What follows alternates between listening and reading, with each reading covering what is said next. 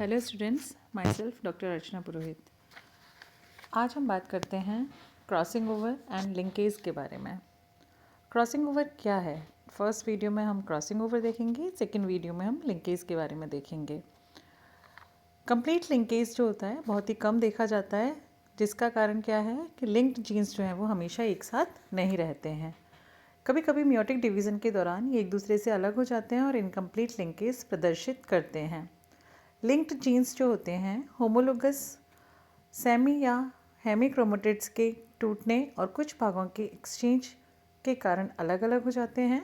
Morgan और उसके सहयोगियों ने इसी एक्सचेंज को क्या नाम दिया था? Crossing over. क्रॉसिंग ओवर हमेशा किसके बीच में होता है? दो होमोलोगस क्रोमोसोम्स के बीच में होता है। एक हमने पहले ट्रांसलोकेशन पढ़ा था। ट्रांसलोकेशन हमेशा जो होता है वो दो नॉन होमोलोगस क्रोमोसोम्स के बीच में होता है। दोनों के बीच में बेसिक डिफरेंस यही है। मियोटिक डिवीज़न की फर्स्ट या प्रोफेज फर्स्ट में दो क्रोमेटिड्स जो होते हैं अपनी लंबाई में कुछ स्थानों पर टूट जाते हैं और वापस से इस प्रकार जुड़ते हैं कि एक क्रोमेटिड का एक भाग दूसरे क्रोमोसोम के या दूसरे क्रोमेटिड के पार्ट से जुड़ जाता है। इस तरह से होमोलोगस क्रोमोसोम्स के बीच में जीन्स का एक्सचेंज हो जाता है, जिसे कि क्रॉसिंग ओवर कहते हैं।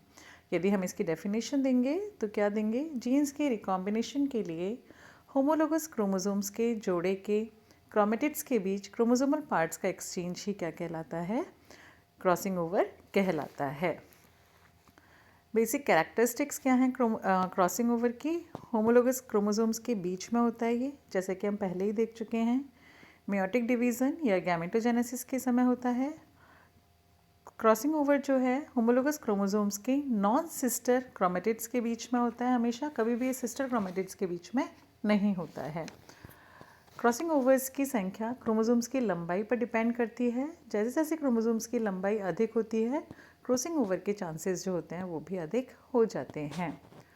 जीन्स जब एक दूसरे से डिस्टेंस पर स्थित होते हैं तो क्रॉसिंग ओवर के अवसर कम हो जाते हैं, और यदि जीन्स कम दूरी पर स्थित होते हैं तो क्रॉसिंग ओवर के चांसेस जो होते हैं वो कम हो जाते हैं।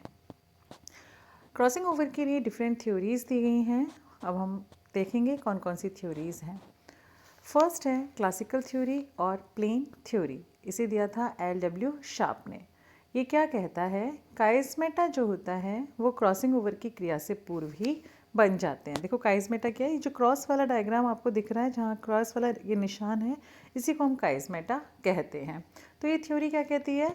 काइस्मेटा जो है क्रॉसिंग ओवर से पहले ही बन जाते हैं, अर्थात काइस्मेटा क्रॉसिंग ओवर के परिणाम नहीं होकर के इसका कारण होते हैं। पहले काइस्मेटा बनते हैं और उसके कारण क्रॉसिंग ओवर हो जाता है। इसके अकॉर्डिंग काइस्मेटा उन पॉइंट्स को शो करते हैं जहां पर होमोलोगस और नॉन सिस्टर क्रोमेटिड्स जो होते हैं वो एक दूसरे को क्रॉस करते हैं। तो थर्ड डायग्राम में आप देखो, नॉन सिस्टर क्रोमेटिड्स जो हैं वो एक दूसरे को क्रॉस कर रहे हैं।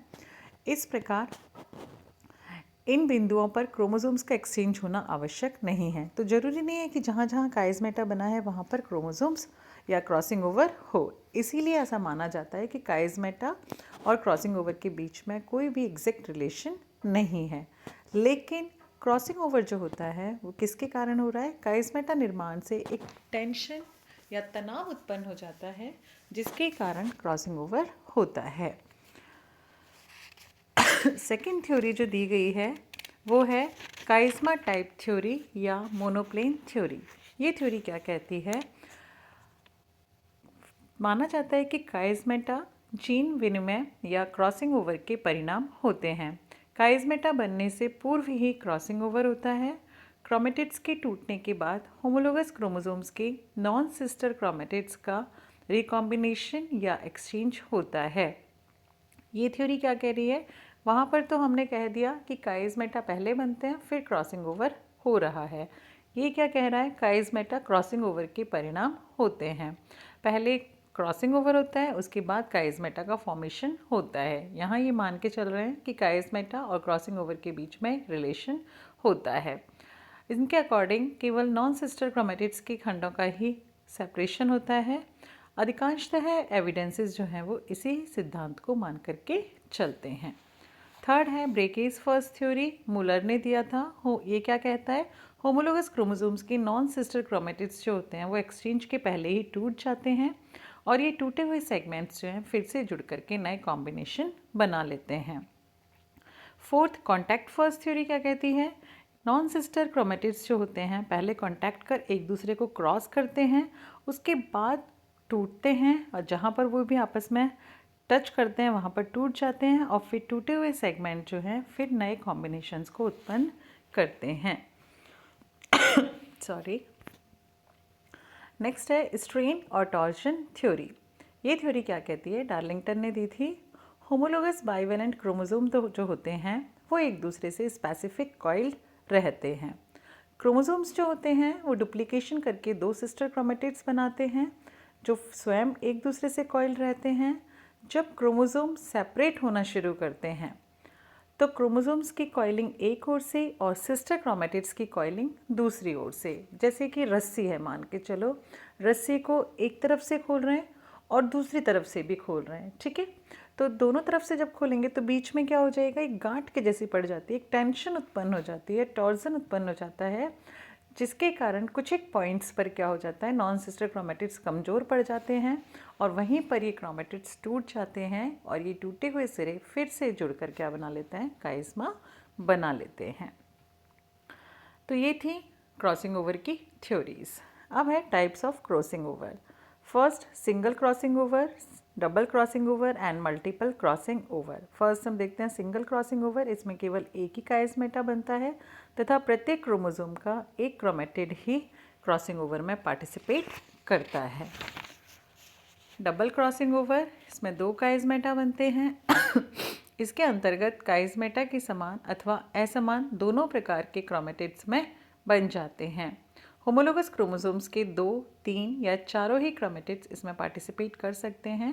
इनके आधार पर इन्हें 2 स्ट्रैंड, 3 स्ट्रैंड या 4 स्ट्रैंड क्रॉसिंग ओवर कहते हैं। मल्टीपल क्रॉसिंग ओवर, जब 2 से अधिक काइस्मेटा बनते हैं, बहुत कम देखने को मिलता है। अब हम देखते हैं कौन सी सेल्स में हो रहा है। इसके आधार पर meiotic crossing over and somatic crossing over. सामान्यतः क्रॉसिंग ओवर जो होता है वो जर्म सेल्स तक ही सीमित रहता है और गैमेटोजेनेसिस के समय संपन्न होता है। इसे हम बोलते हैं meiotic crossing over. Somatic crossing over, इसको सबसे पहले ड्रोसोफिला में स्टर्न ने और मक्का में जॉन्स ने देखा था। क्रॉसिंग ओवर वाले टिश्यूज़ के स्पॉट्स सोमेटिक सेल्स के बीच में उत्पन्न होकर के क्लियर दिखाई देने लगते हैं। इंटरफेरेंस एंड कोइंसिडेंस क्या है? एक क्षेत्र में होने वाला क्रॉसिंग ओवर आसपास के क्षेत्र में होने वाले क्रॉसिंग ओवर में इंटरफेरेंस उत्पन्न करता है, जो कि अलग अलग रीजन में अलग अलग हो सकती है। तो इस कोइंसिडेंस कोएफिशिएंट को हम कैसे ज्ञात करते हैं? एक्चुअल जो क्रॉसिंग ओवर्स हैं उनकी परसेंटेज कितनी है और एक्सपेक्टेड क्रॉसिंग ओवर्स जो हैं उनकी परसेंटेज क्या है, इसी को हम बोलते हैं इंटरफेरेंस या coincidence. Frequency of percentage of crossing over.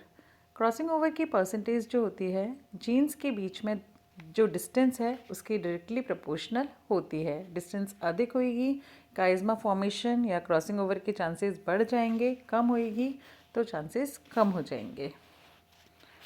Factors कौन कौन से अफेक्ट करते हैं क्रॉसिंग ओवर को? टेम्परेचर, अधिक टेम्परेचर होएगा फ्रीक्वेंसी बढ़ जाएगी। एक्सरेज, फ्रीक्वेंसी बढ़ जाएगी। एज जो होएगी उसमें भी जीन क्रॉसिंग ओवर की फ्रीक्वेंसीज भी कम देखी गई है। म्यूटेशंस क्रॉसिंग ओवर की फ्रीक्वेंसी को कम कर देते हैं। क्रोमोसोम के स्पेसिफिक साइट्स होते हैं वो भी क्रॉसिंग ओवर को अफेक्ट करते हैं। इन्वर्जन, क्रोमोसोम्स का इन्वर्जन जो है क्रॉसिंग ओवर की फ्रीक्वेंसी को कम करता है। इंटरफेरेंस, एक पॉइंट पर काइस्मा बनने से उसके आसपास के स्थानों पर क्रॉसिंग ओवर की प्रोबेबिलिटी कम हो जाती है। इम्पॉर्टेंस क्या है क्रॉसिंग ओवर की? फर्स्ट, जीन्स जो हैं लीनियर अरेंजमेंट में होते हैं, इसका पता चलता है। सेकेंड, क्रोमोसोमल मैप बनाने में सहायक होते हैं। थर्ड, रिकॉम्बिनेशन में क्रॉसिंग ओवर ही वेरिएशन के लिए रॉ मटेरियल प्रोवाइड कराता है। क्रॉसिंग ओवर के कारण ही नए नए रिकॉम्बिनेशंस बनते हैं। इवोल्यूशन के लिए जो रॉ मटेरियल है या वेरिएशंस जो आती हैं वो क्रॉसिंग ओवर के कारण ही आती हैं। तो ये हैं क्रॉसिंग ओवर की इम्पोर्टेंस। जीन्स की लीनियर अरेंजमेंट का पता लगता है, क्रोमोसोम्स के मैप बनाने में इम्पॉर्टेंट होते हैं, रिकॉम्बिनेशंस में और वेरिएशन में इम्पॉर्टेंट होते हैं। तो यहाँ तक क्रॉसिंग ओवर कंप्लीट होता है। नेक्स्ट वीडियो में हम लिंकेज के बारे में देखेंगे। Thank you students.